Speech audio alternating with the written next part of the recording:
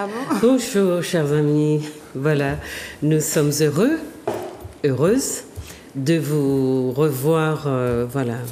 Et vous savez que mes émissions sont mensuelles, donc vous me voyez plus souvent parce que mes émissions sont rediffusées, mais c'est tant mieux parce que ça permet de toucher un plus grand nombre de gens. Et puis je voulais vous remercier tous, toutes, quand vous m'abordez dans la rue, que vous me remerciez. Bon, je ne m'attends pas vraiment à ça, mais c'est vrai que je suis surprise parce que vous êtes de plus en plus nombreux, mais surtout de toutes les couches de la société. Et ça me fait très plaisir parce que il faut que aussi nos couches, toutes les couches, celles qui n'ont pas accès forcément à un certain type de savoir, qu'elles soient touchées. Et je suis très contente de ça. Donc, je suis heureuse que vous écoutiez, mais écouter ne suffit pas. Il faut lire, donc il faut aller chercher l'information et pour qu'elle se structure dans vos têtes et qu'elle reste. Écouter, c'est une fonction que nous avons, qui nous est donnée, c'est un don de nature, mais lire, c'est une activité culturelle, elle n'est pas naturelle, elle demande des efforts et elle demande aussi de s'impliquer dans un temps qui peut être parfois long, parce qu'il y a des gens qui peuvent lire un livre en une semaine, d'autres en 2 jours et d'autres en 1 an. Ça dépend. L'essentiel, c'est d'être allé au bout de la lecture. Donc, je vous conseille de lire, de vous informer aussi comme nous, parce que nous essayons de vous donner des savoirs que nous compilons souvent à nos frais, sans aide, sans rien, mais voilà, on fait le travail de diffuser le savoir. Maintenant, je remercie aussi mes amis guadeloupéens, qui sont... voilà, j'étais en Guadeloupe le week-end dernier et franchement, j'ai été très étonnée aussi combien Zouk TV et l'émission Raison Pratique est regardée là-bas. Et les gens m'appellent par mon nom, ils me connaissent. Je ne fais pas 2 pas sans les voir me saluer. Donc je sais que on est un peu à l'unisson. Je ne sais pas pour la Guyane, mais on est à l'unisson. On remercie donc Zouk TV de donner l'opportunité à nos peuples de voir les mêmes choses, parce que d'entendre les mêmes débats, parce que ça formate un peu, dans le sens d'une certaine cohésion, notre pensée qui, à mon avis, est très en désordre, parce que les sources d'influence sont très, très nombreuses et parfois non hiérarchisées, c'est-à-dire que tout vient dans le même bac et voilà, qu'est-ce qui est prioritaire, qu'est-ce qui ne l'est pas, on ne le sait pas. Donc voilà des petites choses que j'ai envie de vous dire. J'ai envie aussi de vous parler de la vision que vous avez de qui nous sommes.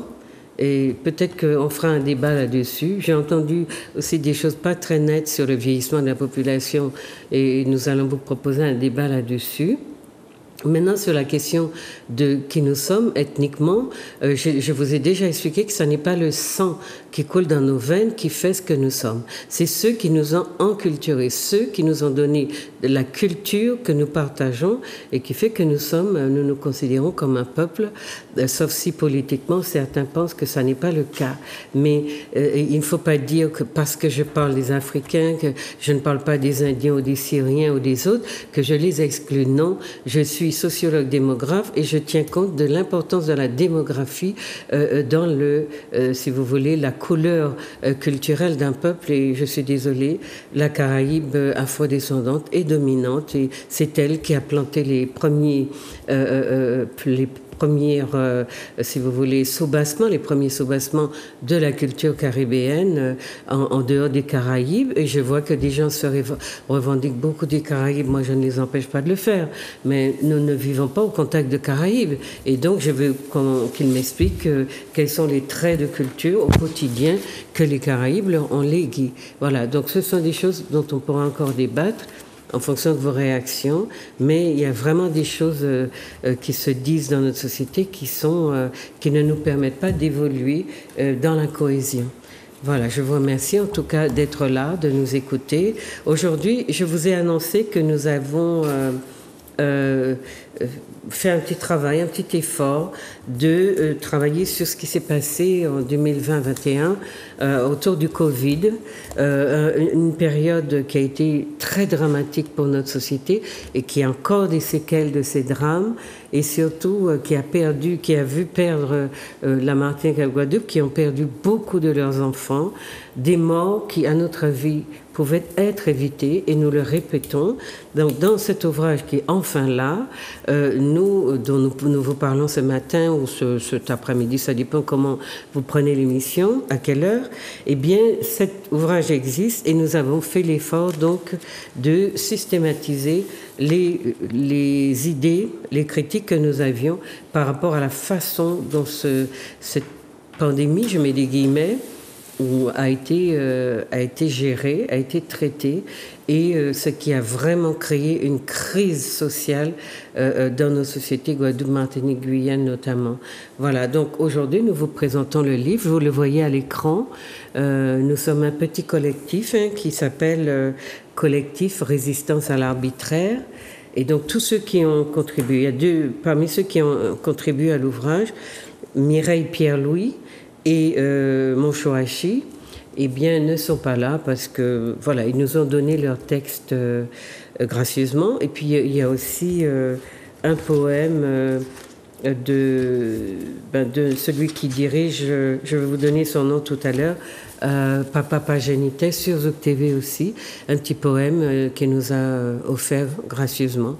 Donc, aujourd'hui, nous sommes 3. Madame Dr Milka Valentin. Oui, bonjour.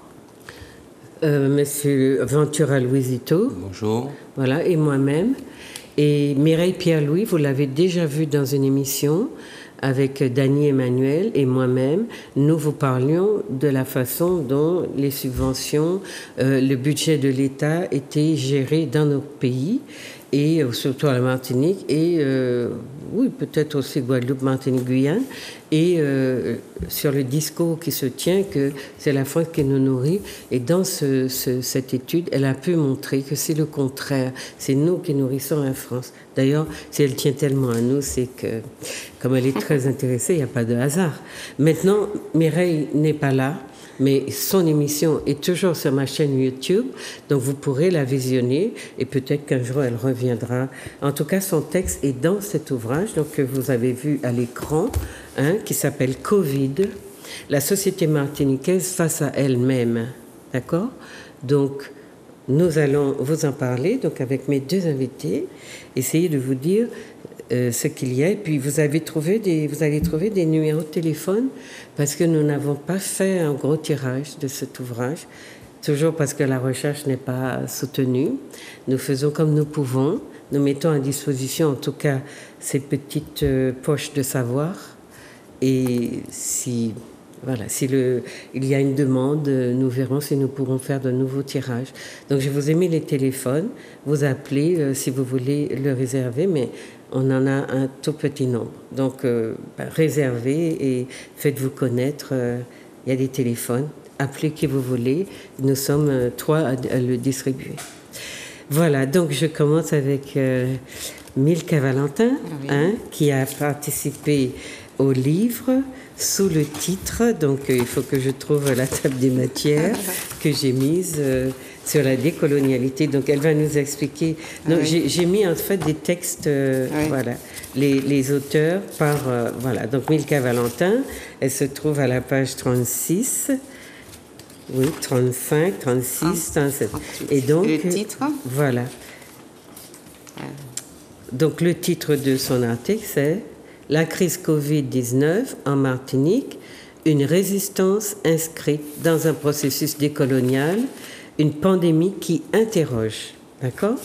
Voilà, alors, je ne sais pas comment est-ce qu'on fait ? Vous voulez dire un petit peu, il y a le résumé de ce qu'on va trouver dans l'article.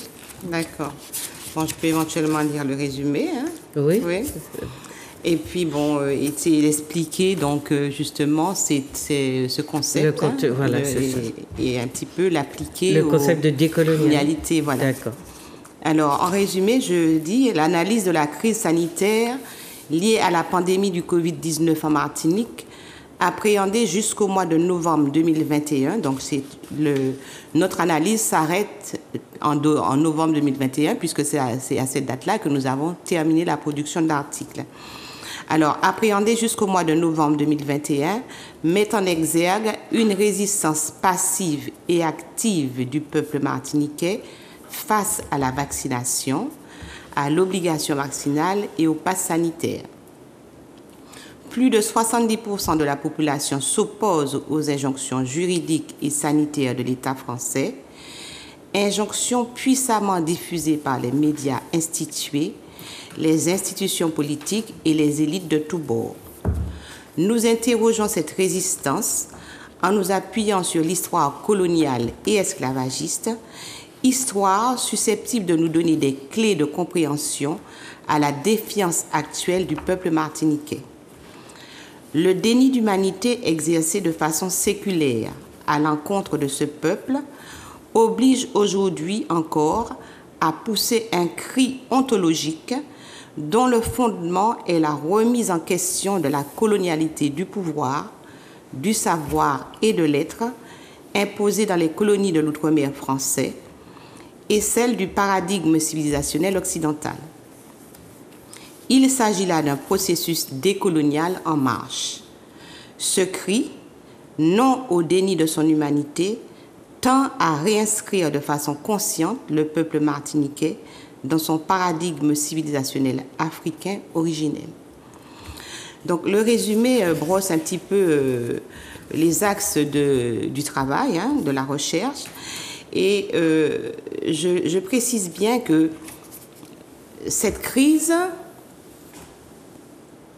on peut pas l'examiner ou l'étudier sans connaître l'histoire, comprendre l'histoire de la Martinique, enfin des peuples de la Caraïbe généralement, et surtout de la Caraïbe francophone.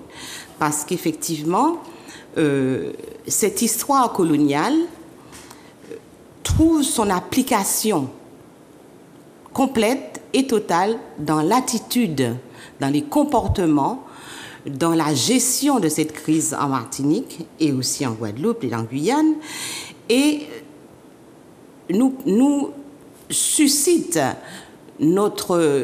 des interrogations auxquelles il faut répondre.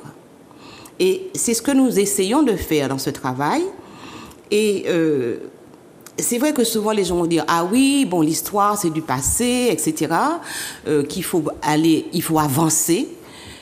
Et on se demande comment peut-on avancer si l'histoire que nous avons se répète. Parce qu'on n'a pas l'impression que l'histoire se répète, mais elle se répète. On est en 2022, donc 2020 à 2022.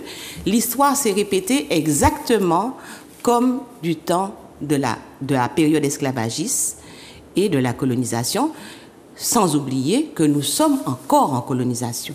Donc, la question de la colonialité, donc je parlais de la colonialité du pouvoir, de la colonialité du savoir et la colonialité de l'être. Donc ce sont des concepts qui sont peut-être nouveaux, sans pour autant l'être. Je m'explique. Avant, on parlait de la colonisation, donc du colonialisme. Donc l'effet de la colonisation, c'était le colonialisme.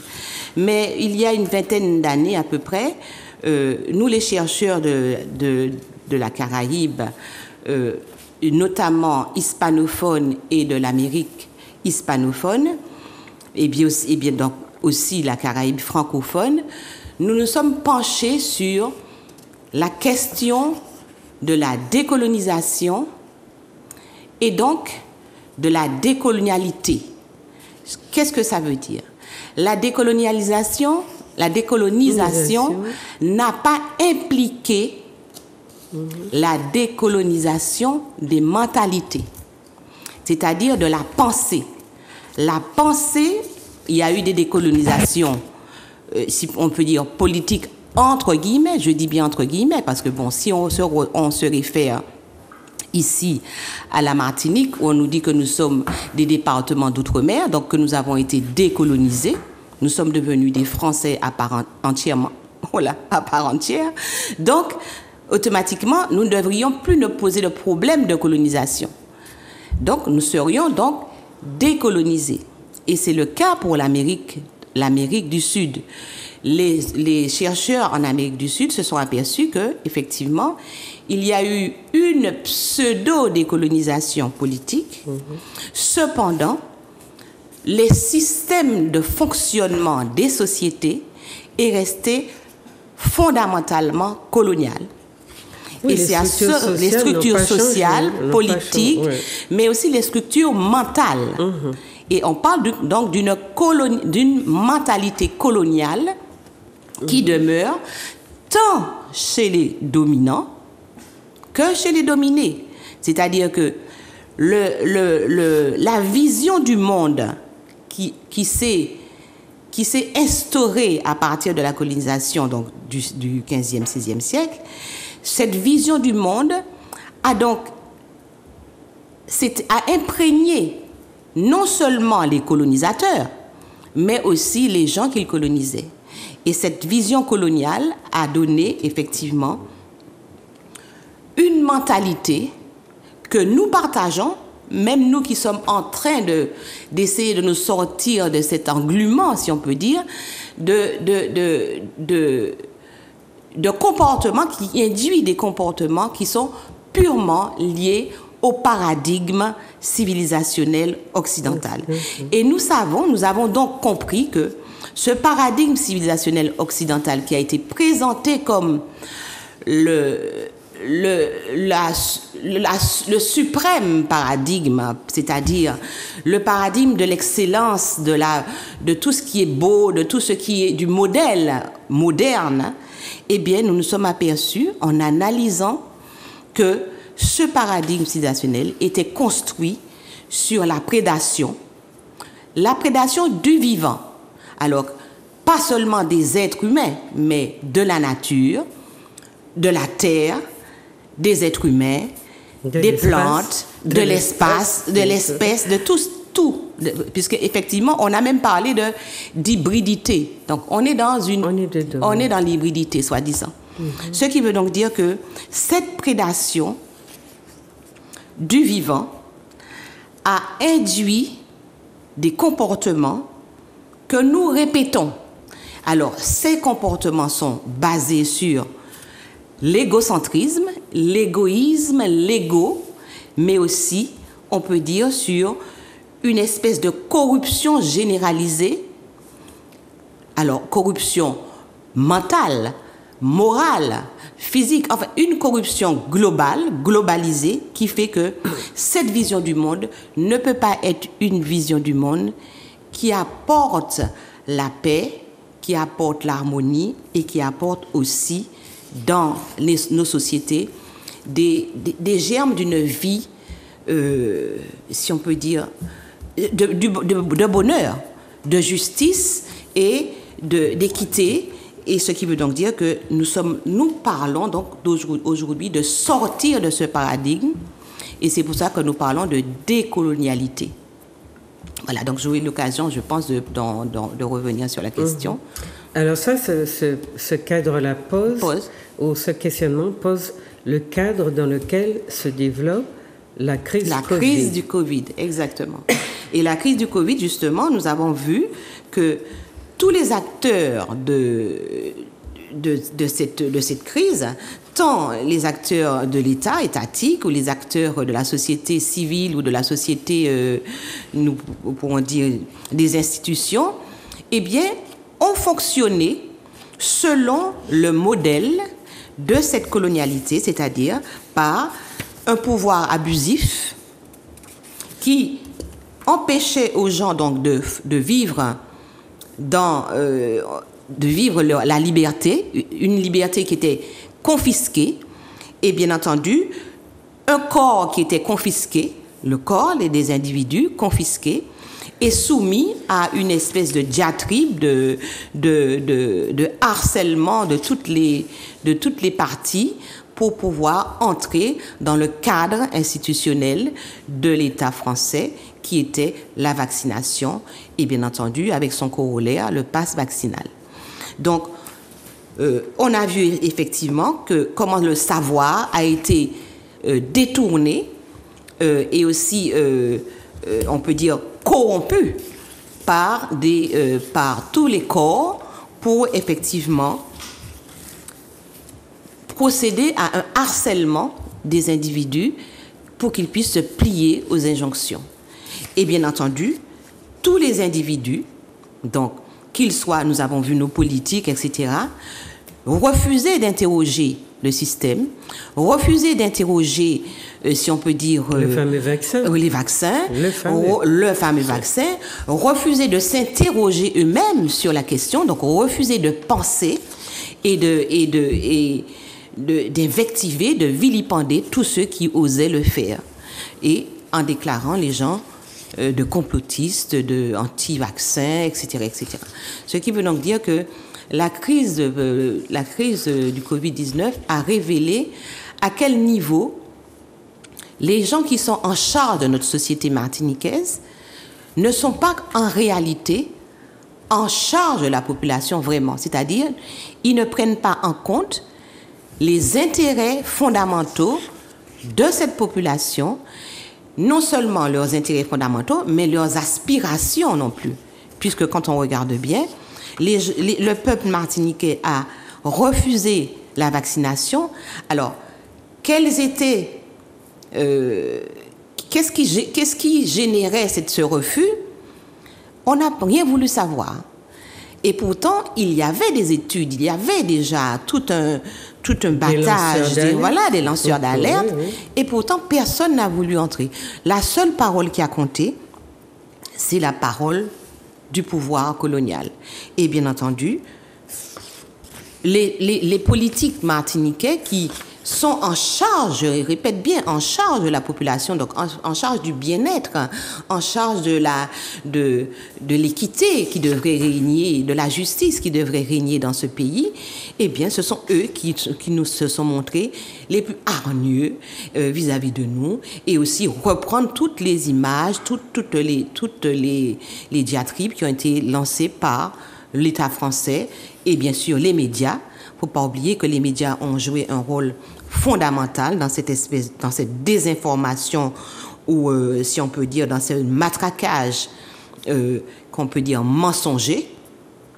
Aujourd'hui, on a vraiment, les choses commencent à se décanter et on voit bien que le mensonge a été vraiment exactement comme ce qui s'est fait lorsqu'on a colonisé les pays d'outre-mer, les pays d'outre-mer. Parce que n'oubliez pas, et c'est pour ça que l'histoire ne peut pas être ignorée. N'oublions pas qu'on a déclaré que les peuples qui vivaient ici n'étaient pas des êtres humains, que ici c'était les Indes occidentales, mensonge, alors qu'ils savaient très bien qu'ils n'ont pas corrigé, qu'ils refusent de corriger. Bien sûr. Ensuite, que les Africains qui étaient déportés ici n'étaient pas des êtres humains, donc ils pouvaient être considérés comme des meubles. Donc, toutes ces fictions... le Code noir n'étant pas abrogé, nous sommes des meubles. Nous sommes des meubles jusqu'à présent. Ce qui veut donc dire que... C'est notre statut dans le Code noir. Exactement. Ce qui veut donc dire que, en tant qu'affranchis, nous sommes encore des meubles. Et bien entendu, l'histoire n'est pas finie. L'histoire se reproduit chaque jour et nous le constatons dans nos comportements quotidiens. Donc, on reviendra, je pense, sur la question. D'accord. Est-ce que, donc, on n'a peut-être pas présenté à nos amis, ils vous connaissent, hein? Est-ce que vous voulez leur dire d'où vous parlez? Alors oui, donc je suis Madame Valentin Milka. Je suis docteur ès-lettres espagnol et docteur en civilisation hispano-américaine et caribéenne. Donc, je suis maître de conférences à la retraite et bien entendu, j'ai enseigné à l'Université des Antilles sur le campus de Shelcher durant près de 40 ans. Antilles-Guyane et après Antilles, bien entendu. Alors, les thématiques de recherche justement que j'aborde sont justement le questionnement du processus historique de la créolisation des sociétés américaines. Et justement, la décréolisation, si on peut dire, est le stade suprême de la décolonialité.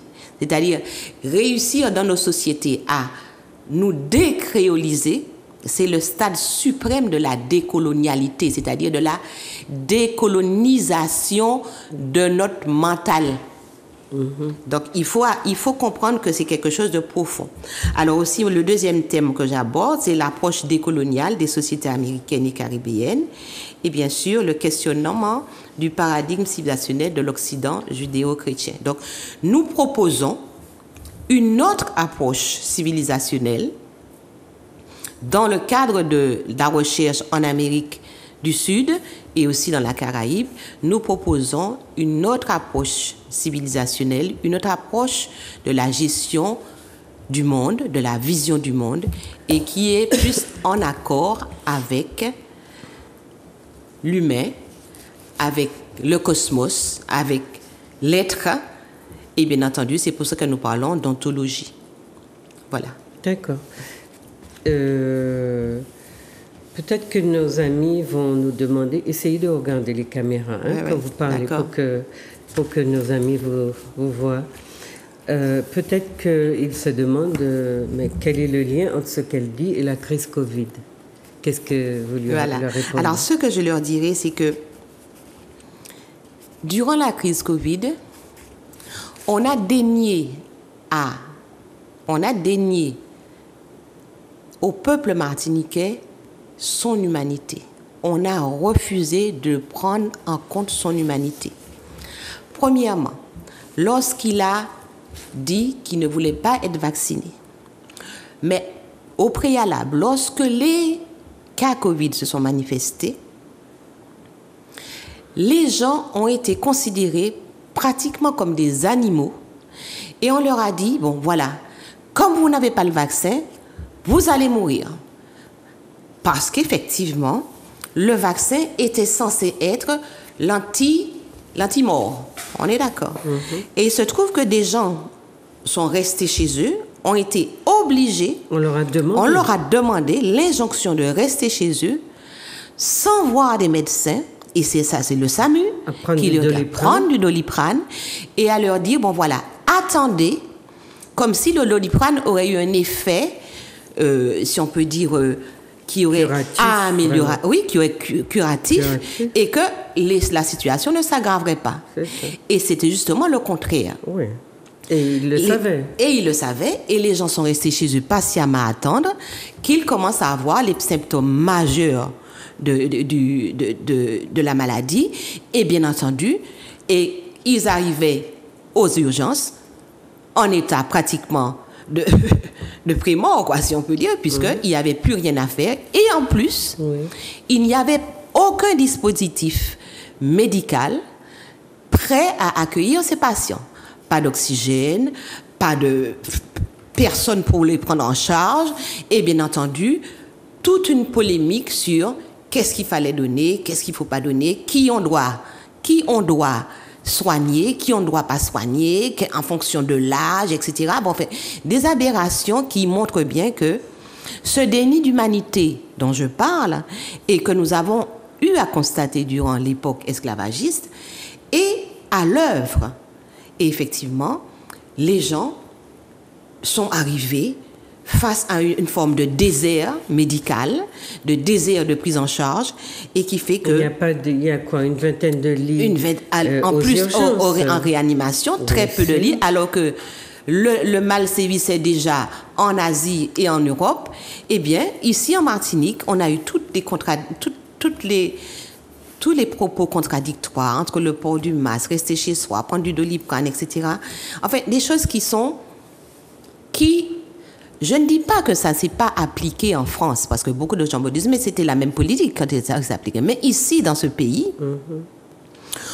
on a quand même 20 lits, une vingtaine de lits. Alors qu'en France, si effectivement les gens sont malades, on peut les envoyer à Marseille, à Toulouse, à tout ce que vous voulez. Ils pouvaient être dispatchés. Et puis ils ont des centaines de lits. C'est ça. Et ce qui veut donc dire qu'ici, la crise était exacerbée et on a l'impression que la personne humaine martiniquaise n'a pas été respectée. On a complètement enlevé aux gens cette espèce de dignité humaine qui fait que lorsqu'on est malade, on vous prend en charge, on vous soigne et automatiquement, et on fait tout ce qu'il faut pour vous soigner et vous maintenir en vie. Et ici, on a l'impression qu'on a fait tout ce qu'il fallait pour que les gens puissent mourir et qu'on puisse aligner des chiffres de morts à la mort. Et bien sûr, ce déni d'humanité s'est manifesté aussi, donc je l'explique dans le livre, de comment les corps ont été exposés, les gens entubés, soustraits à leur famille, etc. Vite, hein. Donc, beaucoup de comportements qui sont liés justement à ce déni d'humanité et ce déni d'humanité historique. Donc, ce qui veut donc dire que quand je parle de la colonialité, qui a été justement, qui est la manifestation du déni d'humanité qui est imposé au peuple colonisé généralement, c'est parce qu'on ne nous considère pas comme des êtres humains que nous devons rester sous la coupe du colon bienfaiteur qui nous apporte la civilisation. Donc ici encore, l'État français nous apportait le remède miracle, le vaccin. Et ce vaccin n'ayant pas été accepté, eh bien, vous pouviez crever si vous voulez. Donc, effectivement, on est dans le même paradigme. Dans la question de l'attente, ne venez pas à l'hôpital, restez chez vous. En fait, il fallait savoir que comment fonctionne le virus, voilà. Comment il circule. Et il reste avant d'arriver dans les poumons, voilà. Il reste, je crois, dans la gorge, voilà. Pendant un certain temps. Et c'est dans ce temps-là qu'il faut traiter, voilà, 4 jours à peu près. Voilà. Et une fois que le virus arrive au poumon, c'est fini. C'est terminé. Puisqu'on vous a montré des poumons de personnes covidées et vous avez vu que ça ressemblait à du charbon. Voilà, exactement. Eh bien, c'est ça qui tuait les gens. Une fois qu'elles ont laissé le virus aller dans les poumons, elles mouraient, elles étaient condamnées à une mort certaine. La question, c'était pourquoi on a demandé aux gens de rester chez eux, de prendre du Doliprane, en sachant que quand elles viendraient à l'hôpital, elles seraient en état de mort, de condamné. Voilà, condamné. Donc c'est ça qu'on interroge et vous n'allez pas dire qu'on est complotiste. Hein. Voilà, j'ai vu que c'est une phrase, une sorte d'argument bateau qu'on oppose à tout le monde pour empêcher les gens de s'interroger. Et là, visiblement, à la Martinique, outre le manque de lits et les conditions dans lesquelles on a interdit aux médecins de prescrire l'ivermectine et l'hydroxychloroquine, c'était déjà problématique pour les gens qui pensent. Et donc, de voir les résultats qu'on a eus, 1 millier de morts qui a complètement affolé la population. Il y avait un effet recherché. Et puis, il semble, c'est un médecin du SAMU qui l'avait dit, qu'il y a une émission, il me semble, sur Martinique la première, il y a un médecin qui reconnaît, ou c'est le CHU de Guadeloupe, je ne sais plus, CHU de Guadeloupe, qui reconnaît qu'effectivement, par mort Covid, l'hôpital ou le médecin, je ne sais qui, touchait une certaine somme. Elle avait avancé quelque chose comme 1 400 €. Donc ce ne sont pas des inventions de nos petits esprits qui seraient torturés ou qui ont décidé de dire du mal de l'État ou de ses représentants. Il y a eu un phénomène particulièrement violent et qui avait probablement un projet à la clé et on a vu. Donc c'est cela qu'on a interrogé parce que nous, en tant que personnes qui vous proposent de réfléchir sur ce qui arrive dans leur société, à eux et à leur société, eh bien, il nous paraissait important de vous alerter sur... Parce qu'on dit qu'un homme averti en vaut 2, mais on n'est pas sorti de cette situation-là de Covid et d'autres démultiplications du virus. Hein.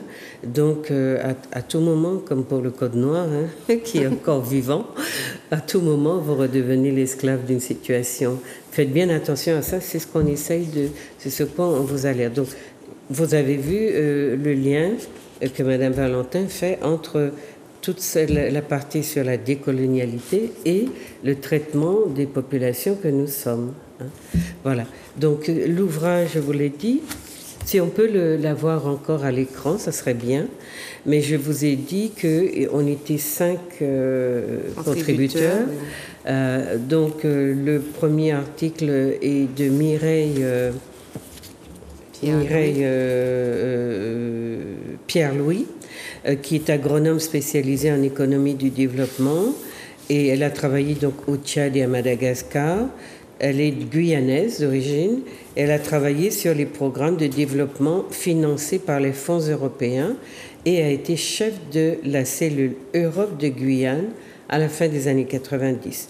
Depuis une quinzaine d'années, elle se consacre aux finances des collectivités locales, devenu le facteur limitant du développement des DOM.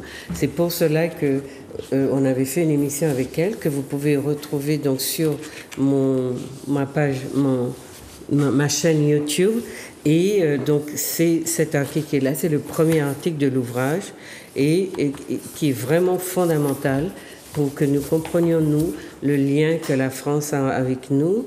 Et c'est à partir des finances que Mireille a fait ce travail, la façon dont les budgets sont organisés et la façon dont l'État pioche dans le budget des Outre-mer sans contrepartie, sans compensation par rapport à ce qu'elle enlève aux Outre-mer, Il n'y a pas de contrepartie qui permettrait aux élus, notamment, de gérer autrement. Vous savez que nous sommes dans des institutions, dans des communes qui consacrent la plupart de leur budget à l'embauche de personnel.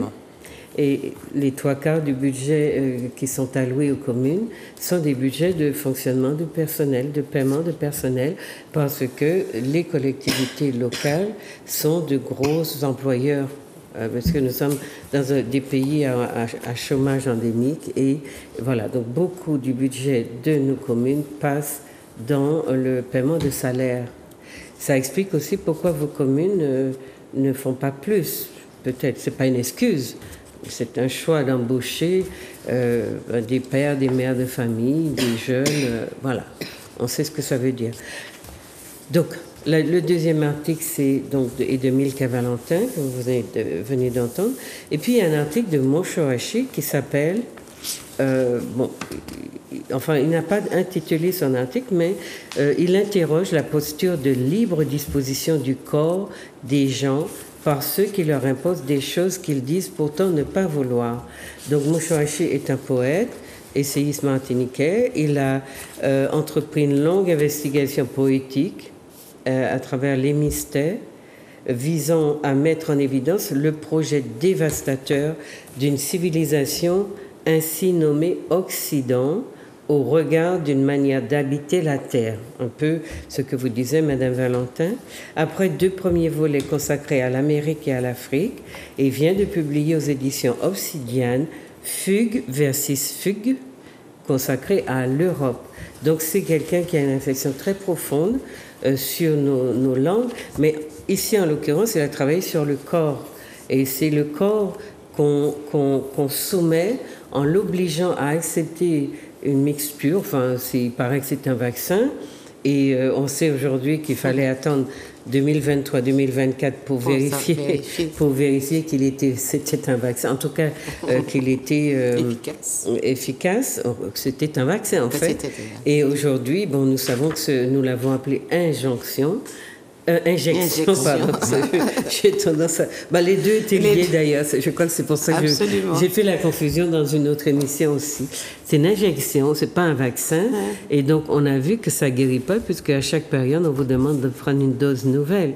Et prendre des doses comme ça, de manière aussi rapprochée, pour ce qui est d'un vaccin, même le bon sens nous dicte que ça n'est pas très net et puis que c'est dangereux. Voilà. Donc, vous voyez, il y a beaucoup de maladies, de pathologies qui sont apparues.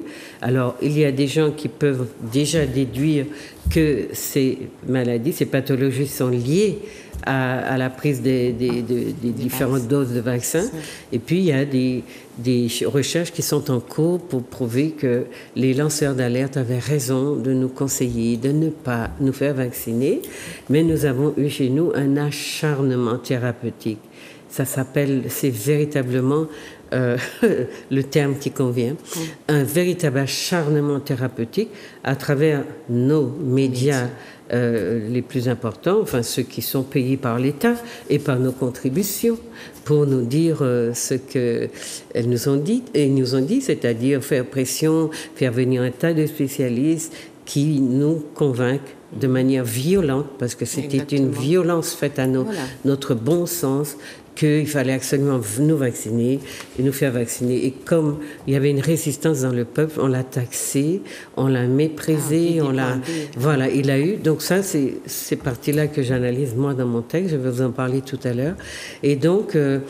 on sait aujourd'hui que nos petites populations des Antilles, de Guyane, sont très, très au fait de certaines formes de violation des droits humains. Et c'est pour cela que vous les voyez monter au créneau souvent avant tout le monde. Et regardez, lorsque en Europe ou ailleurs, les gens se sont prêtés à aller... ont obéi à ces injonctions d'aller se faire vacciner, d'aller se faire injecter. Eh bien, vous avez vu que les Martiniquais, les Guadeloupéens, les Guyanais avaient déjà raison. Et aujourd'hui, que les Européens comprennent qu'on les a pris, qu'on les a trompés, eh bien, il y a beaucoup de révoltes. Mais ils avaient des lanceurs d'alerte. C'est ça, absolument. Ils en avaient. Et d'ailleurs, ils félicitent les peuples antillais aujourd'hui, pour leur résistance et puis leur clairvoyance. Et c'est vrai, leur esprit de révision. Mais bon, nous étions déjà dans toutes les révolutions que vous avez vues naître après, révolution orange et, dans le Maghreb, 2009, c'est 2009. C'est parti de Guyane, ensuite de Guadeloupe et Martinique a suivi. Mais nos trois petites régions qui comportent les populations que nous sommes, mais encore sous Code Noir, vous voyez, ils ne sont pas encore venus à bout. Ils n'ont pas laminé nos... Nous avons encore quelques cellules grises pour penser et pour regarder, pour comprendre que nous étions des cobayes, comme nous l'avions été pour le chikungunya. Vous savez comment... Et le Zika. Le Zika, vous savez comment ça a été inventé à partir du moustique tigre, qu'on appelle Aedes aegypti. Vous savez comment? Ce sont des expérimentations qui ont été menées en laboratoire sur ce moustique qui a donné naissance à ces... Et comme nous sommes des petites populations, ces deux variantes du moustique Aedes ont été testées chez nous à l'air libre, puisque nous étions... Vous savez qu'il y a des personnes qui sont touchées... à vie pratiquement par les séquelles notamment du Zika et du chikungunya. Donc, alors notre travail, qui est là en l'occurrence un peu de lanceur d'alerte, c'est de vous dire d'écouter votre bon sens et puis d'écouter d'autres discours, même si vous n'aimez pas entendre ce que nous vous disons. Mais parfois la nuit porte conseil. Votre cerveau, les cellules grises qui nous ont laissées font leur travail et vous alertent, vous disent peut-être qu'il faut être un petit peu méfiant, ne pas aller dans les discours, dans les inventions des autres, tête baissée, comme si nous étions un troupeau de moutons. Non, réfléchissez, pensez. Donc voilà, c'est de cela que nous vous parlons dans cet ouvrage. Je vais maintenant interroger Louisito. Donc Louisito, vous voulez bien vous présenter ? Oui. Qui est au public, qui vous a déjà vu une fois. D'accord. Oui. Alors, Louisito Ventura, je suis un socialiste des sciences humaines et sociales, spécialement dans les disciplines, je vous dirais plus, en éducation-formation. J'ai un parcours aussi doctoral, mais plus en sens de recherche sur la formation au Conservatoire national des arts et métiers. J'ai déjà publié un ouvrage intitulé Socialisation des formes institutionnelles de la construction du soi à la Martinique. Donc c'est une cueille de données dans l'un des grands groupes martiniquais pour mieux comprendre l'empêchement de l'accès à la formation professionnelle continue certifiante, élément important dans la construction de l'identité sociale et professionnelle de nos salariés et bien sûr du Martiniquais en général. Voilà. Alors, j'ai écouté avec attention la camarade, Milka, je dis camarade, parce que effectivement, c'est vrai que j'ai le rapport, mais il y a un lien direct de mon travail avec je dirais, ce plan mortifère de la Covid-19, puisque l'on voit très bien que je dirais que ce système colonial perdure, il perdure, et le but, bien sûr, notre étude, nous faisons partie de la France, donc on parle bien sûr de la réalité française, mais nous sommes induits dans cette réalité puisque nous sommes une région française. Et on sait très bien que ce plan avait pour but de casser la socialisation, de casser toutes les structures, tous les processus de socialisation, de ne pas permettre aux individus de se rencontrer, d'échanger, de formuler aussi des projets, puisque nous savons très bien que tout individu, dans sa construction identitaire, il y a bien sûr cette dualité du social, l'identité pour soi et l'identité pour autrui. Et on sait très bien que le fait d'empêcher aux individus de se rencontrer tant au niveau des cellules familiales, tant au niveau du champ du travail, tant au niveau de la formation, mais aussi de la sphère sociale, ce plan machiavélique a été bien pensé. Il a été bien pensé, et je prends pour preuve, un processus qui est très important, je prends le cas le processus des sports. Nous voyons très bien qu'au niveau du sport, en grande majorité, et je m'arrête notamment sur le football que je connais mieux, je connais les autres, mais le football, on voit qu'il y a beaucoup plus de jeunes issus de milieux populaires dans ce sport. Eh bien, le fait de alors, il y en a aussi qui ne sont pas issus des milieux populaires, mais le fait de ne pas leur permettre de se retrouver, d'échanger, de prendre du plaisir dans un sport qu'ils aiment, et pour lequel... D'aller à la plage. Et aussi d'aller à la plage, il y a tout ça aussi, mais je reviendrai aussi dessus, parce qu'on en parlera, parce qu'il y a eu une privation des libertés. Absolument. Il y a eu une privation des libertés, et on voit très bien que ce plan, mais c'est vrai que c'est... Alors, je le dis, qu'est-ce que ces hommes ont derrière la tête? Oui. Que veulent-ils réellement? Nous ne savons pas. Parce que ce sont des êtres humains, comme nous, comme tous ceux qui ont eu à souffrir. Mais ce ne sont pas des hommes comme ça. Voilà. C'est l'État. C'est l'État. Ce sont des corps institutionnels. Ah oui, absolument. Le préfet, les médecins. Absolument, parce que alors voilà. bien sûr, c'est ce plan mondialiste, parce qu'il est, on parle de la France, mais c'est un plan mondialiste, c'est un plan planétaire, mis en place par une cohorte d'individus, politiques, mais aussi, alors donc, du point de vue institutionnel, mais aussi du point de vue médical. Oui. Parce qu'on a vu très bien que ces personnes qui sont du point de vue, qui sont dans le champ médical, ont soutenu, moyennant, je dirais entre guillemets, des rémunérations, un plan vraiment mortifère pour tuer, il faut dire le mot. La conséquence logique, c'est absolument la mortalité a augmenté dans notre population. Absolument, alors qu'il y avait des traitements parallèles, très simples, moins coûteux, qui pouvaient permettre de mettre en place des systèmes de prévention. Et on voit très bien qu'ils sont allés vraiment dans ce système de violence. Alors, c'est vrai qu'il est brut, c'est-à-dire, je dirais, les mots ont été vraiment brutaux. Nous sommes en guerre, la bête arrive, etc. Et on voit très bien que c'était à la fois pour faire peur et puis toucher la psychosociologie des individus.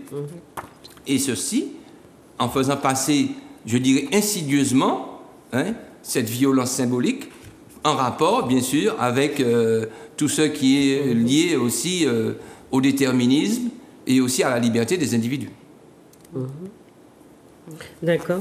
Donc, à partir de votre, on va dire, spécialisation au travail, dans le champ du travail, vous avez vu un lien entre cette épidémie, la façon dont il a été géré, et le monde du travail, essentiellement parce qu'on a confiné les gens à travers le télétravail à leur domicile, à leur espace privé. C'est ça. Donc c'était devenu un espace privé, privatif. Absolument. Et ils le savent très bien, parce que il faut dire que l'individu se construit dans plusieurs champs. Le champ du travail, le champ de la formation, le champ social et la sphère privée. Mais l'être humain passe plus de temps dans son milieu professionnel. Quand on regarde sur une journée, passe plus de 8 heures, absolument. Comme l'enfant à l'école. Comme l'enfant à l'école. On appartient à l'État. Absolument. Et le fait de casser, bien sûr, ce processus de socialisation qui est le champ du travail, il y a eu plusieurs conséquences. Conséquences sur la formation professionnelle, conséquences sur le développement des compétences aussi, et conséquences sur la construction des projets personnels des individus. Et pour revenir sur cet aspect, je dirais, du développement des compétences, quand on parle de télétravail, et d'ailleurs, le télétravail, il y a une loi qui est votée concernant le télétravail. Et c'est pas fini, hein. C'est pas fini. Voilà. Et le télétravail, il est prouvé que l'individu peut mieux se construire dans le champ du travail, en présentiel. Parce que quand on est chez soi, oui, on travaille, mais alors, il y a des inconvénients et des avantages du télétravail, hein, mais il y a plus d'inconvénients pour le télétravail que les avantages. Parce que, en réalité, le télétravail, vous travaillez chez vous, mais vous n'avez pas de limite. Si vous avez des enfants en bas âge, il faut pouvoir les accompagner, mettre en place l'alternance pédagogique. Vous aurez moins de temps, mais vous allez peut-être le faire au début, mais après, vous serez, je dirais, un petit peu exaspéré par le fait que vous avez des enfants autour de vous. Et en plus, quand vous êtes en télétravail, il est certain que vous pouvez...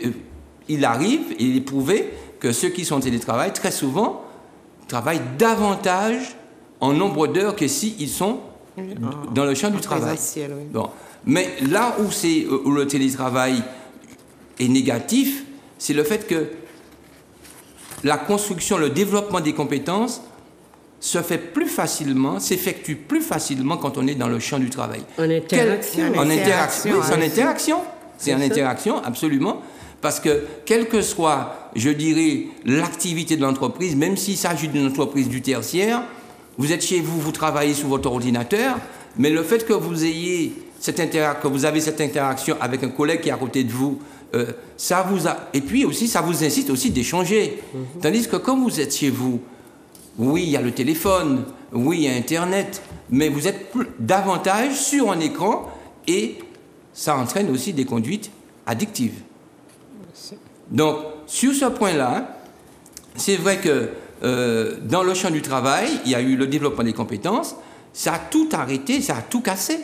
Et ça veut dire quoi? Ça veut dire que vous avez des jeunes, mais aussi des salariés, parce que, je prends un cas, au sein de l'entreprise, on met en place le tutorat. Vous avez un tuteur fonctionnel, vous avez le tuteur hiérarchique, mais vous avez aussi le tuteur fonctionnel qui va accompagner les autres salariés, et là, on ne peut plus rien faire. Mais est-ce que, justement, le fait qu'on exploite l'espace privé, tout d'un coup, sans préparation, sans anticiper de quoi que ce soit, est-ce qu'il n'y a pas là une intrusion de l'État, de ses services, etc., du monde de la société capitaliste, de toute façon, d'une manière qui est très violente, parce que cet espace-là est consacré à la famille, à la gestion, etc. Et tout d'un coup, il faut l'aménager. Quand on vous aide à l'aménager, il faut l'aménager à des fins de rentabilité du travail, pour ne pas rompre. On casse la dynamique sociétale, mais en même temps, on entre on s'immisce dans un espace qui est de régénérescence pour soi, et puis de relations entre la famille. Du coup, les enfants sont là, ils n'ont pas école, ou bien ils n'ont pas le doigt. Les parents sont en train de travailler, tripoter leur ordi toute la journée, et les enfants qui viennent les déranger sont rembarrés, etc., etc. C'est une violation incroyable de cet espace-là, parce qu'il n'est pas prévu que vous soyez aidés, que vous ayez des aides ceci, aides cela. Enfin, je veux dire, en termes de personnel. qui viendraient comme des tuteurs s'occuper des enfants. Donc beaucoup d'enfants, d'ailleurs, j'ai entendu les enseignants dire qu'ils avaient beaucoup perdu en termes de potentiel, de connaissances. Les objectifs cognitifs n'ont pas pu être atteints parce que déjà, le fait que les écoles sont fermées, donc la progression pédagogique, l'enseignement n'est pas assuré, et l'alternance qui est mise en place, parce qu'on sait que les deux grandes institutions éducatives, ce sont l'école, D'accord. ou ce sont, on pourrait dire, c'est l'école et la famille. Et le fait que l'alternance ne peut pas être mise en place parce qu'il n'y a pas de cours, eh bien, ces enfants, eux, eh bien, ils perdent en termes de connaissances, en termes de savoir, mais aussi ça agit sur le psychique de ces jeunes-là, de ces enfants-là. C'est très important, mais aussi des parents. Et ce qui est aussi... Alors, il faut ajouter que dans cette situation, dans ce plan, je dirais, mortifère, mensonger de l'État, mais ce sont les familles défavorisées qui ont souffert davantage. Et on a vu la confirmation et l'aggravation des inégalités sociales préscolaires, surtout dans les espaces géographiques où les inégalités territoriales sont importantes. Et au niveau des emplois précaires, tous ces gens-là ont été éjectés. On ne sait pas d'ailleurs, les calculs chez nous des exclus sont de plus en plus, j'allais dire, édulcorés. Mais on sait combien de petites entreprises ont fermé, combien de gens n'ont plus eu les moyens de subvenir à leurs besoins. L'État a promis de dédommager, combien de gens n'ont pas vu venir ces aides, etc. C'était une catastrophe à tous les niveaux. C'est une catastrophe terrible. Et quand je repense à cette situation, mais nous vivions d'une manière... Comme dans je dirais, mais absolument. Comme dans les grottes au Moyen-Âge. Mais on se demandait dans quel sommes-nous. Mais absolument. Et l'élément qui est grave, c'est que l'emploi qui permet à l'individu, parce que dans la chaîne de l'insertion, il n'y a pas que l'emploi. L'emploi, la santé, le logement, etc. Mais l'emploi, c'est le principal élément dans la chaîne de l'insertion. L'État s'est moqué totalement de l'emploi. Totalement de l'emploi. Des personnes qui ont déjà des revenus précaires et qui n'ont pas la possibilité d'épargner, par exemple, ce sont des personnes qui se sont retrouvées dans des situations de désaffiliation sociale, incapables de faire face à leurs besoins. Et qui ne sont toujours pas réinsérés. Et qui ne sont pas, absolument. Oui. Parce que, alors, votre article s'intitule « Une pandémie imposée, un mécanisme de violence symbolique ». Bon, je vous ai déjà expliqué, chers amis, ce que c'est que la violence symbolique. La violence physique, c'est celle que vous recevez avec des matraques sur la tête, ou peut-être ailleurs aussi. Et la symbolique, c'est la violence des mots, des pensées, des actes, des manières de faire qui vous brutalisent. Vous vous sentez humilié, vous vous sentez diminué. Vous avez le sentiment là qu'on ne vous aime pas, qu'on vous veut du mal. Tout ça, ça se passe au niveau du mental. Violence symbolique, au niveau du sens. Symbole, sens, d'accord? Et puis, vous parlez donc tout à l'heure de la destruction des liens sociaux, donc on a un petit peu abordé.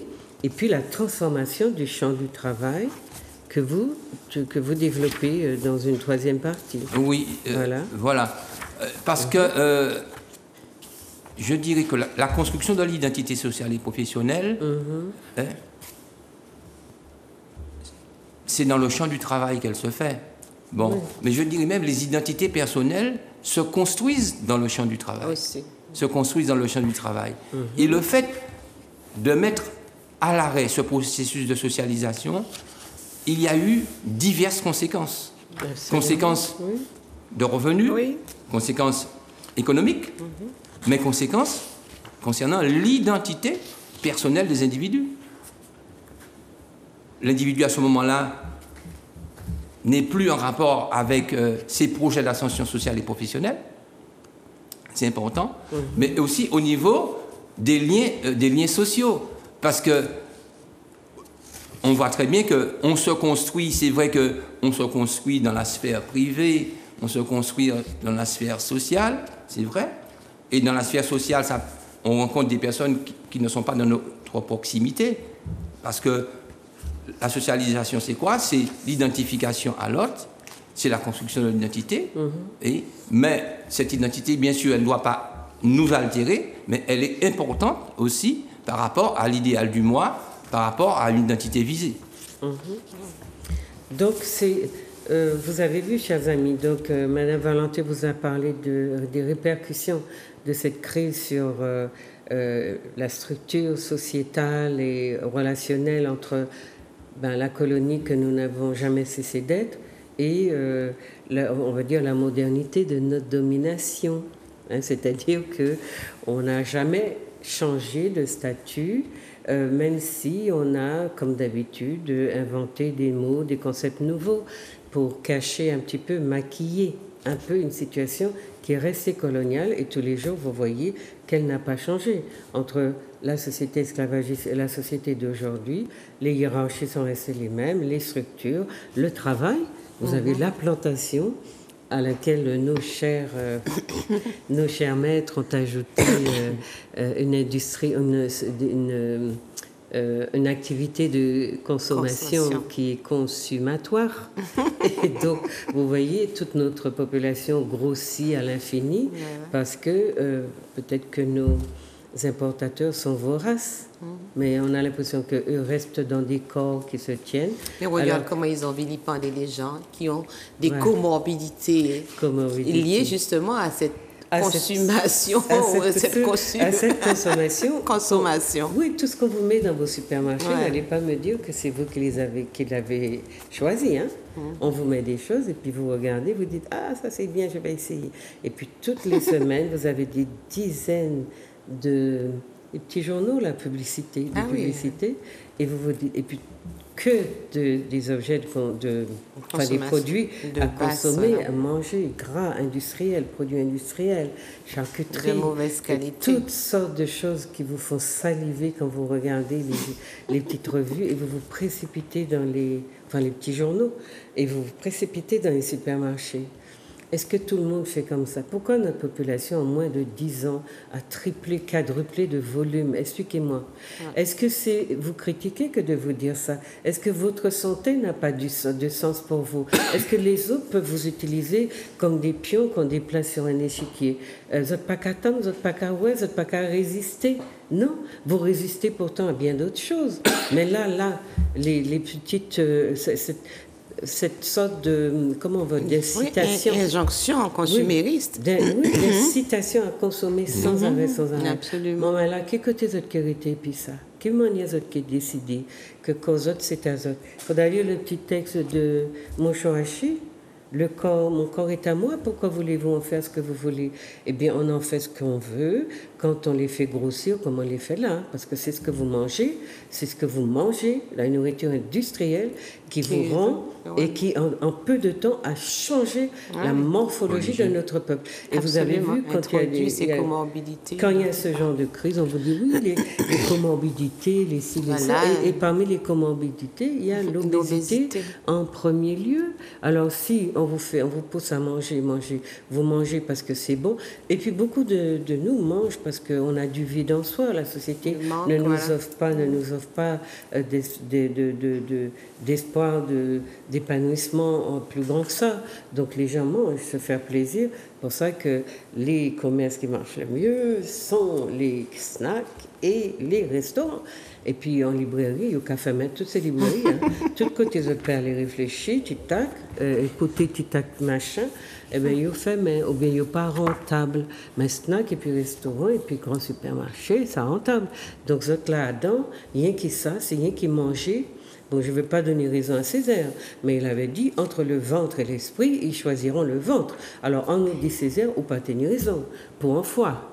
Alors, il faut qu'on regarde un petit peu comment on se laisse aussi emmener.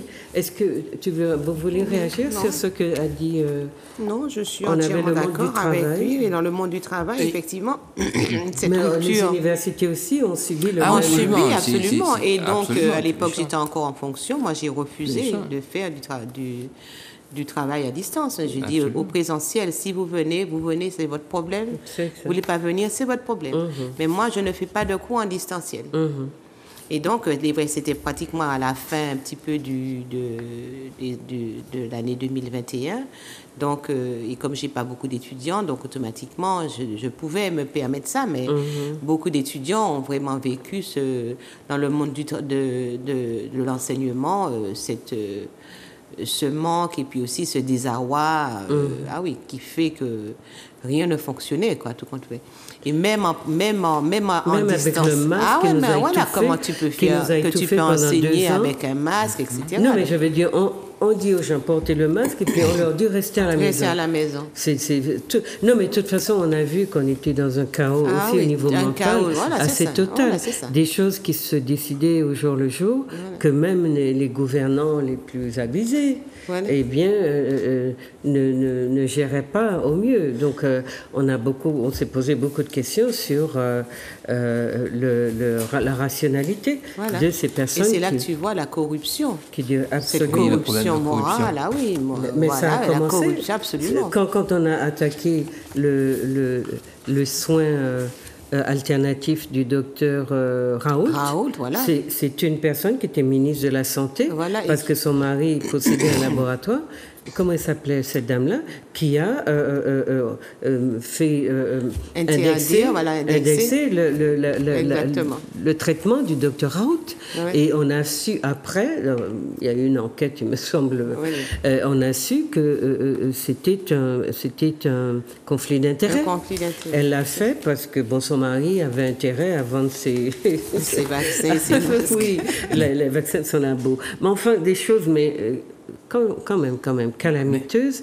Et quand je vois comment nos médecins ici, ceux qui sont prêtés au jeu, ont été acharnés à dire aux gens qu'il ne fallait pas, et on a vu donc que toute médecine alternative a été empêchée, tout traitement a été empêché, et on a des médecins, donc moi c'est la partie que je traite en gros. Alors, c'est vrai que les parties ne sont pas très égales. Moi, j'avais déjà eu des interventions, je les ai retranscrites pour donner des supports aussi. Et donc, ma partie est assez longue, mais j'ai beaucoup traité du discours, du narratif, comme on dit aujourd'hui, c'est un mot qui est à la mode, de nos médecins, de nos pharmaciens. Mais on a interrogé aussi des pharmaciens qui nous disent oui, on nous a dit qu'on va réquisitionner ivermectine, etc. On a eu une sénatrice qui nous a dit oui, c'est vaccin Voxotpro qui m'en y est dans fait Atomo de Romzot là. Eh bien aujourd'hui, notre Atomo, petite branche, coûte 157 € dans les marchés, dans les supermarchés des autres. 157 €, anti-branche Atomo. Et ils te disent pas prendre Atomo parce que c'est bagaille vienneg. Et puis ça a poussé, ça a vendu dans Atomo de Rome. Eh bien, aujourd'hui, vous savez que Atomodrome, c'est important pour les gens qui se moquent d'eux-mêmes. Il faut faire attention. Vous voyez, plus vous connaissez, plus vous êtes fiers de vous-même, vous savez. Alors, donc, moi, j'ai appelé mon article « La vie », écrit de deux façons différentes. La vie comme la vie, et puis la vie comme lorsqu'on donne un avis du peuple compte. Donc, la vie du peuple compte. Et j'ai essayé d'analyser, en fait, au niveau des discours, tout ce que, si vous voulez, tout ce qui a été mis en branle pour nous convaincre que, voilà, nous n'étions pas dignes d'être... alors, j'essaie de vous trouver ma table des matières parce que je ne... Voilà, c'est ça. La vie du peuple compte, essai d'analyse d'une catastrophe sanitaire inédite. Donc j'ai mis palliatif contre curatif, puisque nous avions des soins palliatifs possibles. Beaucoup de gens, y compris sur le continent africain et partout, les gens en Inde ou en Amérique du Sud, partout les gens utilisent leur pharmacopée traditionnelle. Ils se sont sortis de ça. C'est une bactérie, un virus, quand vous le traitez à temps, vous en guérissez. Et même chez nous, malgré tout ce qu'on dit, on a laissé mourir beaucoup de gens, mais beaucoup de gens n'ont jamais attrapé le Covid. Ils s'en sont sortis. Quand ils l'ont eu, ils s'en sont bien sortis. société. Bon, alors, moi, je vous dis rapidement ma table des matières, parce que c'est dont je ne vais pas pouvoir tout vous développer. La disparition d'une raison partagée, c'est-à-dire, tout d'un coup, on a explosé la société en 1000 manières de penser, de gérer, les médecins par là, les entrepreneurs par-ci, l'État qui fait son bout de chemin de manière absolument dictatoriale. Et j'avais écrit donc un premier texte qui était que nous étions en train d'entrer dans une dictature. Et c'était vraiment les prémices de ça que j'avais vu. Et aujourd'hui, je vois que beaucoup de gens qualifient effectivement ce qui s'est passé là de dictature. Et même dans les gouvernements actuels, c'est ressenti comme des formes de dictature sur lesquelles on attire l'attention des peuples. Bon, donc, une raison partagée, c'est vraiment on n'est plus dans la cohésion, mais dans l'imposition, et parce que le peuple refuse ce que l'élite donne, et l'élite veut, parce qu'il dispose de tous les moyens, les médias, les institutions, il dispose des moyens d'imposer ce qui était, donc on l'a vu, une injection, et que on va dire la conscience de nos peuples, plutôt leur bon sens leur a permis qu'ils alertent la population, en tout cas qu'ils ne se laissent pas, qui n'adhèrent pas à cette forme de médication qui leur paraissait très, très problématique. Alors, l'éducation, moi je vous ai fait donc ça, la défiance envers le corps médical et l'effritement de l'autorité médicale du fait que les médecins nous ont menti et qu'ils n'ont pas soigné, ils ont évité, parce qu'on leur a interdit aussi d'une certaine façon, de prescrire les thérapies, comment on dit ça, de prévention, hein, et alternatives, et qu'ils ont appliqué ce qu'on leur demandait d'appliquer. L'hésitation vaccinale, pourquoi des segments aussi importants des peuples refusent-ils le vaccin? Donc j'ai mis des guillemets. Les effets secondaires déjà des premiers vaccins qui sont tabouisés, on ne comprend pas, on n'en parle pas, on ne dit rien, et on laisse entendre que c'est le vaccin par excellence, le vaccin du siècle, qui guérira donc de toutes les façons du Covid. Donc le Martiniquais, enfin les autres, les peuples se sont retrouvés en face d'un énorme virus qui barrait toutes les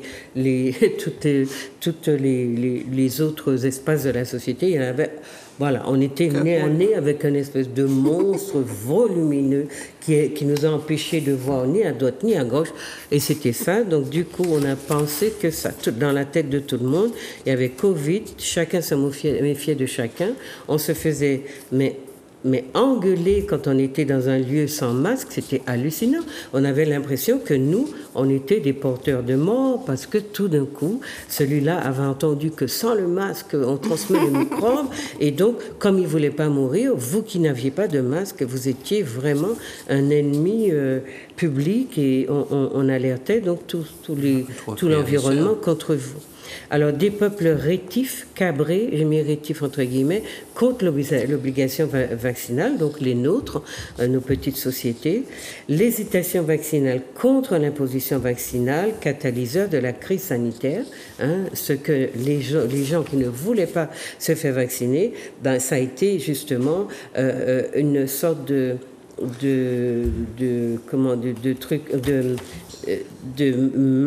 posture chez ceux qui voulaient imposer le vaccin, de durcissement de ton pour dire vous n'avez pas à résister, nous vous imposons de vous faire vacciner. Donc ça a donné ce qu'on a appelé aussi une sorte de point d'ancrage à la crise sanitaire, parce que les gens résistaient, et à mesure qu'ils résistaient, eh bien, on trouvait d'autres manières de leur imposer l'idée même qu'il fallait qu'ils aillent se faire vacciner.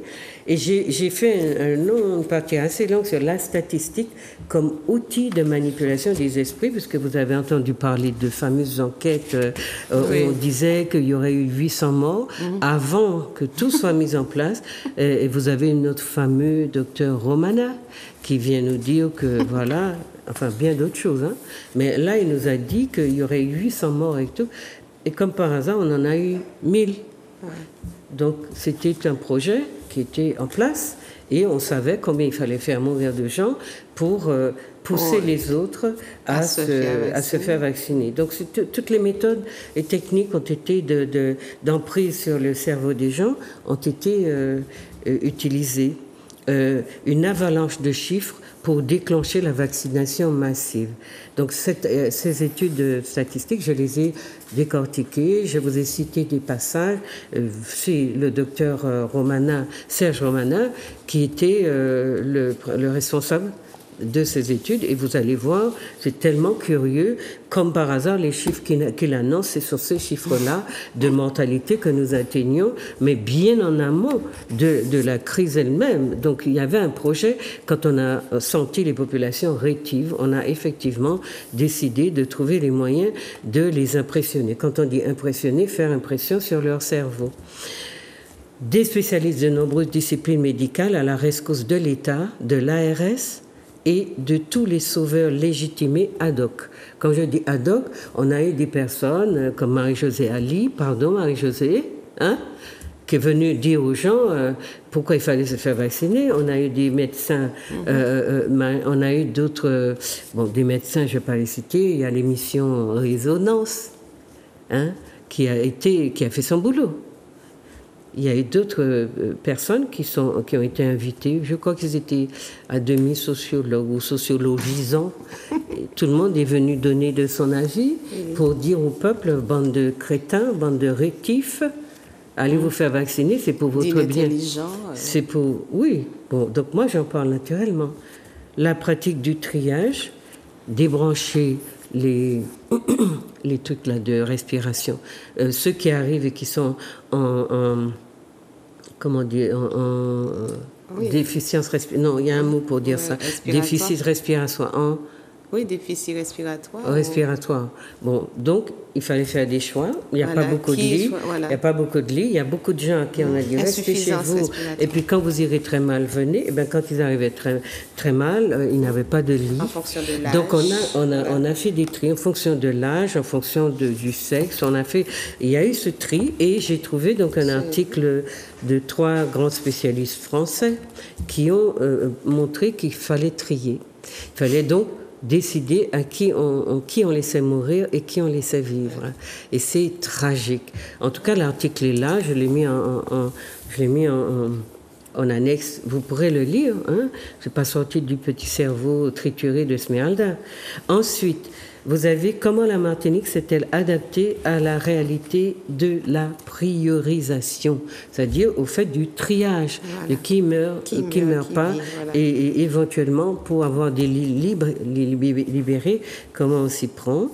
Les protocoles adressés aux médecins, à l'ordre des médecins, qui leur demandaient effectivement aussi d'appliquer parfois des doses létales. Des doses létales de morphine.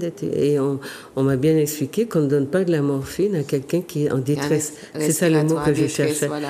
Quelqu'un qui est en détresse respiratoire ne peut pas recevoir de la morphine. Et c'est pourtant avec la morphine qu'on a soigné nos malades.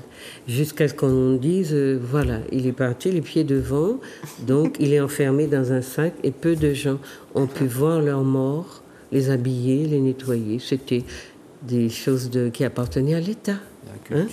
Ensuite, un corps médical désigné autour d'une injection au stade expérimental baptisé vaccin. Donc, je voulais... Au deuxième chapitre, je parle d'une crise Covid greffée sur une société en souffrance. Donc, nous, toutes les sociétés qu'on a...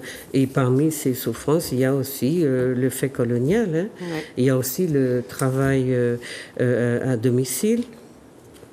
La perte de confiance dans les institutions étatiques et ses répercussions sur le climat social, l'instauration du pass sanitaire vaccinal, forme suprême de disqualification sociale, exclusion sociale, relégation, mépris. C'est développé donc dans mon texte. Au chapitre 3, analyse sociologique des propos systématiquement injurieux entendus à l'encontre des Caribéens de langue française pendant la crise sanitaire dans les médias français et sur les réseaux sociaux. Il m'a paru impossible de ne pas souligner ce comportement des Français de l'Hexagone chaque fois que nous avons un problème chez nous ou que nous osons penser et que nous osons dire non, parce qu'en fait, je crois ils ont conçu dans leur tête que le seul mot qui nous est autorisé à dire, c'est oui, Bwana. Voilà. Eh bien, nous, quand on dit non, Bwana, on a toute une flopée de gens dans les médias et dans la société civile qui nous tombent dessus. Donc, j'ai fait une analyse. J'ai repris leurs mots, j'ai cité. Vous pourrez trouver aussi des explications là-dessus. Et puis, sur les insultes, les injures et les gros mots, eh bien, il était important que je vous dise pourquoi on en a entendu tellement pendant cette crise de 2000 qui a duré presque 2 ans et dont on n'est pas tout à fait sorti. L'insulte, quel que c'est, parce que nous utilisons ces mots-là sans les analyser, mais moi, dans mon travail de psychosociologue aussi, ça m'intéresse de savoir pourquoi on insulte les gens, pourquoi on les injurie et pourquoi on prononce autant de gros mots, notamment à notre encontre. Ensuite, le mépris dans les relations, hexagone, ex-colonie.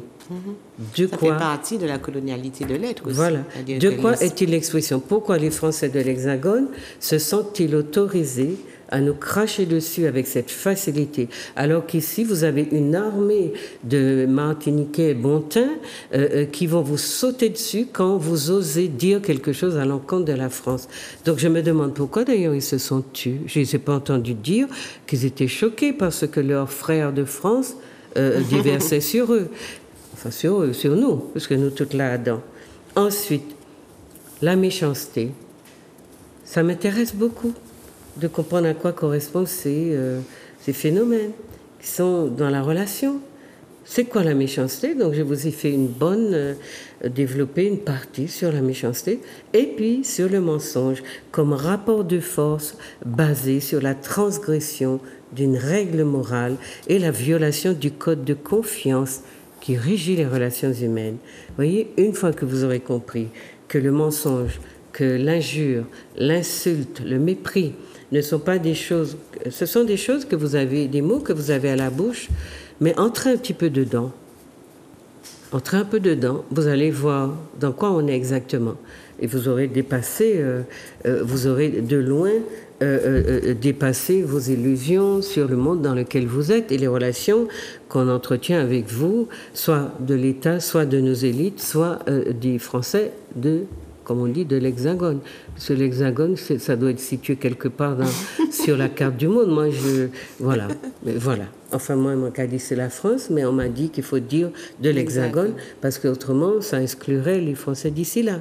Ici, là, Français. On est Français de France, et puis il y a Français de Martinique et Français de l'Hexagone. Bon, moi, j'ai besoin de trouver la carte de l'Hexagone, même si on la devine, mais je sais qu'elle s'appelle France quand je la regarde sur une carte du monde. Donc, ensuite, la méfiance. Vous avez vu ça aussi, face au vaccin comme réaction de rejet aux trop nombreux mensonges de l'État et du corps médical. Le mensonge. Donc, j'ai interrogé l'insulte, l'injure, le gros mot, le mépris, le mensonge, la méfiance. Tout ça sont des phénomènes auxquels nous avons eu droit, enfin des comportements en abondance depuis 2020. Et pour moi, ça n'était pas quelque chose de gratuit. Il fallait, justement, la crise a été l'occasion de nous révéler, oui, d'une mise à plat, d'un révélateur, un catalyseur des relations, de la réalité des relations dans lesquelles nous sommes imbriqués. Donc ça vous permet vraiment de manière très claire de comprendre que vous n'êtes pas respecté, que vous n'existez pas, que vous n'avez pas droit à la parole. Et quand vous résistez, ça met le dominant dans tous ces états. Exactement. Ensuite, une presse et des médias asservis, donc il y a beaucoup d'extraits aussi. Comment la presse a été interrogée, comment nos médias ont été instrumentalisés et nos journalistes, voilà, je garde le mot journaliste en considérant qu'il traduit une réalité professionnelle, n'est-ce pas?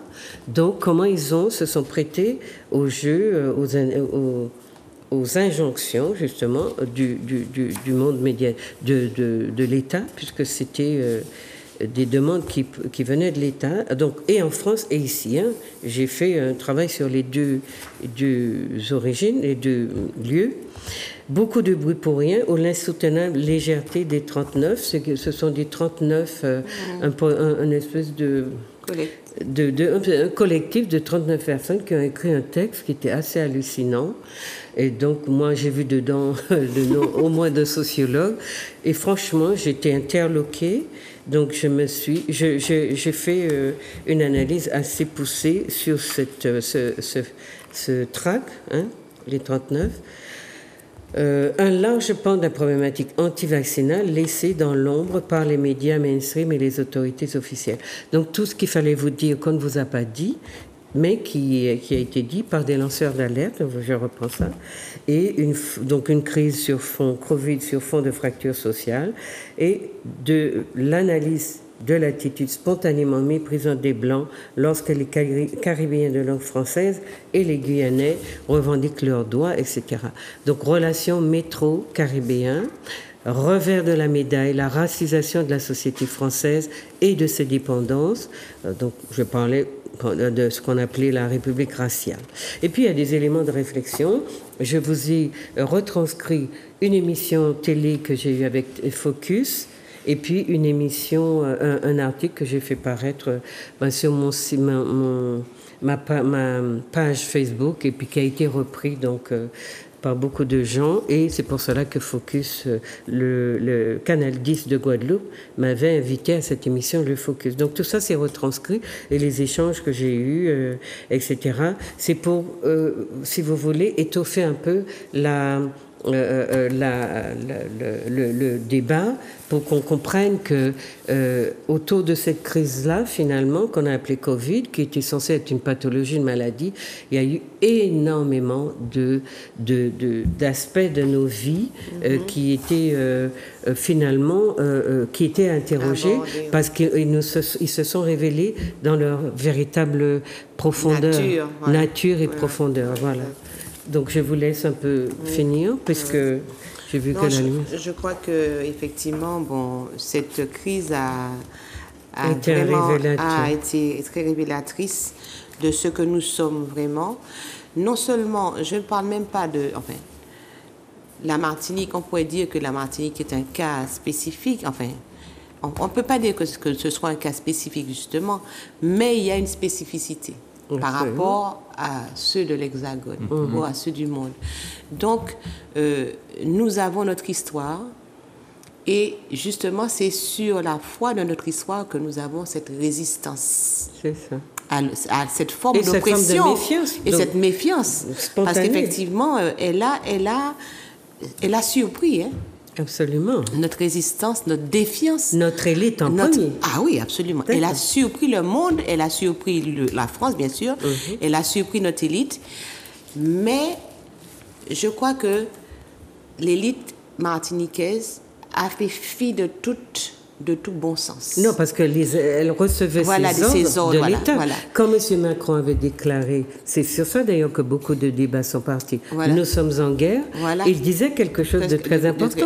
Mais en même temps, il a mis son armée en branle. En branle, exact. Et donc, nos élites, c'est ce que j'explique aux gens depuis longtemps, ils critiquent les élites, mais je leur dis, les élites... Aux ordres. Non, mais ils sont pas au service de la population, ils sont d'abord au service de l'État, pour qui ils sont des relais sur place, de proximité, des relais de proximité. Et là, on l'a bien vu, là, ça a été vraiment clair et net. Absolument. Et bien entendu, si les Martiniquais refusent d'analyser vraiment tout le contour politique, tout le contour sociopolitique de ce pays, enfin des pays d'outre-mer, dits d'outre-mer, c'est qu'ils sont eux-mêmes complices. Absolument. Ils se font complices de leur maltraitance, complices de leur... Exactement, et ils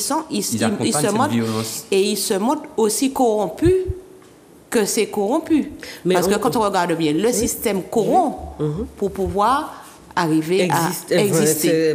Basé sur le mensonge, c'est la corruption. C'est ça. Donc automatiquement, c'est nous qui devons savoir si nous devons choisir une autre orientation un autre profil. Continuez à dire, un peu comme ça se fait dans certains pays africains actuellement, continuez à dire à l'élite, voilà ce que nous voulons. Voilà, exactement. Et vous n'allez pas continuer comme ça, librement temps, sur nos têtes, à obéir à des ordres, et puis à nous mettre dans des situations impossibles comme celle dans lesquelles nous sommes. C'est clair. Ah non, c'est clair. Et de désarroi total. On peut dire que c'est la naissance des peuples. Enfin, le nôtre existe depuis longtemps, mais il y a, dans d'autres pays, on voit naître le peuple. Ah oui, le peuple. L'entité peuple. L'entité peuple qui commence à vraiment à s'insurger sérieusement et à dire sa parole. Un réel pouvoir. Absolument. Et dans beaucoup de pays, pas seulement les pays que nous influençons, mais les pays asiatiques, les pays qui sont beaucoup plus domestiqués que nous, parce que nous, on est domestiqués par coup de fouet, mais on a encore des cellules grises qui fonctionnent. Est-ce que tu as... Voilà, Louzito. Bon, ce que je voulais dire, c'est que on voit très bien que nous sommes dans une société de la domination, et très clairement, Martinique, mais aussi l'Hexagone, c'est très clair. Aussi, absolument. Et le problème qui se pose, c'est que je me dis comment des Français qui ont la chance, parce qu'il y a quand même des pointures dans le champ de la recherche médicale des Français, qui sont des pointures de la recherche médicale. Qu'ils ont réussi. Et comment c'est... Ils nous ont donné des signaux d'alerte. Bon, je ne fais pas de la publicité, mais il y a Foutillon, qui est vraiment une sommité dans le domaine de la pharmacologie. Il y a aussi Péronne. Et Péronne vient d'être blanchi. Mais il y en a un qu'on a amené à l'asile psychiatrique. C'est Foutillon, mais il a pu s'en sortir, mais on ne l'entend pas tellement. Et puis il y a un qu'on ne voit plus. C'est un docteur, là, un type qui était très grand, mais ce type-là, on ne le voit plus. Raoult, c'est pas ça? Non, c'est pas Raoult, on ne le voit plus. J'ai déjà dit qu'il faut que je demande. On ne voit plus ce gars-là. Il y en a plein qui ont éliminé. Et puis qui ont subi des chocs tellement forts. Ça nous prouve bien que nous sommes dans une société de la reproduction sociale. Et de la violence. Ah oui, du déterminisme et de la liberté. Mais cette liberté, on nous la donne seulement dans un milieu donné. Voilà, c'est ça. Je ne sais pas si ça s'appelle liberté. Oui, mais on nous autorise. À certains actes. Oui, mais à certains actes. Mais c'est dans un milieu donné. On ne sort pas de ce milieu-là. Voilà. Alors, ce nous n'avons pas dit, c'est que ce projet-là, avec toute sa violence, s'inscrit dans un projet plus large. Voilà. Donc, n'hésitez pas à lire, à chercher. Il y a beaucoup de choses qui se disent sur les réseaux sociaux. Il y a un projet mondial de réduction de la population. Donc faites bien attention à ce que vous mangez, à ce que vous buvez et à ce que vous entendez à droite à gauche. Et vous savez que les médias mainstream ont le pouvoir de vous faire finalement avaler ou croire en ce qu'ils décident que vous devez croire. Puisque le Covid nous a prouvé que vous vous êtes laissé très fortement influencer. Et vous aviez eu beaucoup de lanceurs d'alerte, vous ne les avez pas écoutés, parce que tout ça paraît être marginal. Alors que quand l'État, le pouvoir, les médias centraux vous disent des choses, vous avez le sentiment qu'ils détiennent la vérité. Alors, je voulais dire une petite chose, et tu vas terminer après moi, et j'abonde dans le même sens. C'est que pour la Martinique, j'espère que nos compatriotes ont bien compris le mécanisme qui est mis en place, du point de vue politique. J'espère. Parce que ça, c'est vraiment terrible. C'est la corruption généralisée. Oui. Les élites, pardon, chères élites. Merci, Milka Valentin, d'avoir été là. Oui, merci, Juliette, de m'avoir invitée. Et puis, merci pour tout ce travail que nous pouvons exprimer ici sur le média Zouk TV, puisque, ça pourrait rester aussi dans le livre. Et puis, ne pas être connu. Voilà, donc, chers amis, on vous remontera la couverture. N'hésitez pas, il y a des téléphones, appelez. Et puis, si vous voulez qu'on vienne présenter... en des lieux que vous avez décidé, faites-le. Merci Louzito d'avoir été là. Oui, c'est moi qui vous remercie parce que finalement, je me retrouve et ça me permet de faire des efforts de recherche, des efforts cognitifs pour pouvoir vraiment mieux comprendre la problématique dans laquelle nous sommes. Voilà, chers amis, notre émission s'achève. N'oubliez pas ce que je vous ai dit, faites attention. Nous sommes des lanceurs d'alerte, mais vous aussi, vous pouvez l'être.